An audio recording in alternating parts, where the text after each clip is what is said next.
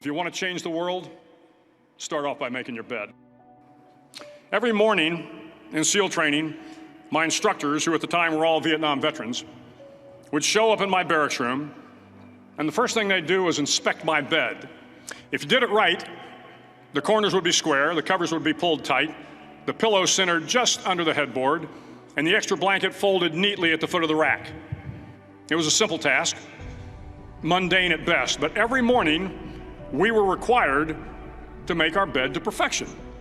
It seemed a little ridiculous at the time, particularly in light of the fact that we were aspiring to be real warriors, tough, battle-hardened SEALs. But the wisdom of this simple act has been proven to me many times over. If you make your bed every morning, you will have accomplished the first task of the day.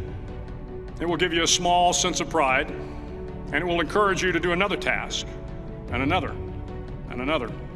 And by the end of the day, that one task completed will have turned into many tasks completed. Making your bed will also reinforce the fact that the little things in life matter. If you can't do the little things right, you'll never be able to do the big things right. And if by chance you have a miserable day, you will come home to a bed that is made. You must come up with a morning routine that you do every single morning, or at least more mornings than not, that puts you in control of yourself and in control of your day. This is what I do, and I cannot explain the power that I get from starting my day off and being bigger than my excuses and being in control. First and foremost, wake up on time. When that alarm goes off, get your butt out of bed. 5, 4, 3, 2, 1, go. Why is that important for persistence? The reason why is because the first decision that you're making of the day is to actually get up and get moving. That means you are persistently bigger than your excuses. You are persistently bigger than feeling lazy. And you are persistently beating the feelings that typically stop you. The second thing that I want you to do, before you look at your email, before you answer your phone, before you start surfing Vox and Vice and BuzzFeed and, TeamStream and checking out the sales on Zappos and looking at your Facebook newsfeed, before you pick up the damn phone, please, please, please figure out your 2 priorities for the day. These are the things that matter to you, whether it's saving money and making sure you're focused on that, or showing up at work and being a contributor, or whether it's changing how you treat your spouse or your kids or the person that you're with, or heck, getting to the gym because you said you would. Whatever it is that your 2 priorities are, put them in your head before you pick up the phone. Why?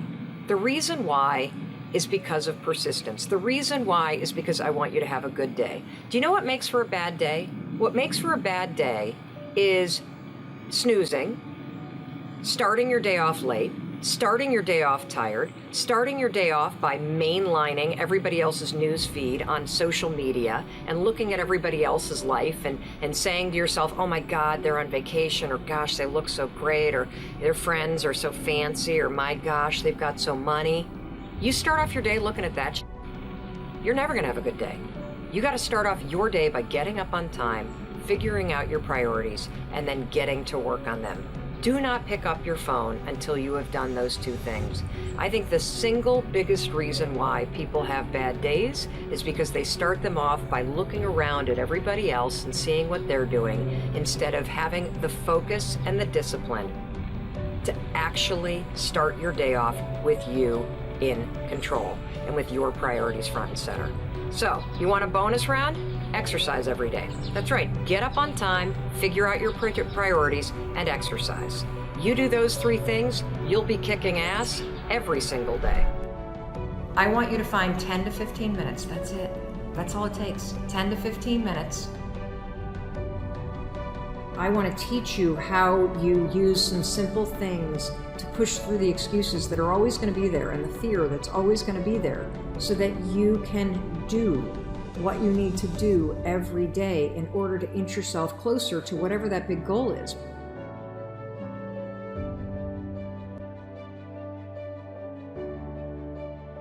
How you start your morning determines how your day goes. That's right. How your morning starts determines how your day goes. There's so much research about productivity and happiness, and so many of you are focused on, what do I need to do? What do I need to do? How do I get more stuff done? And you get busier and busier and busier. And I want you to understand something. Being productive, being happy, being in control of your life, it has nothing to do with when you get up.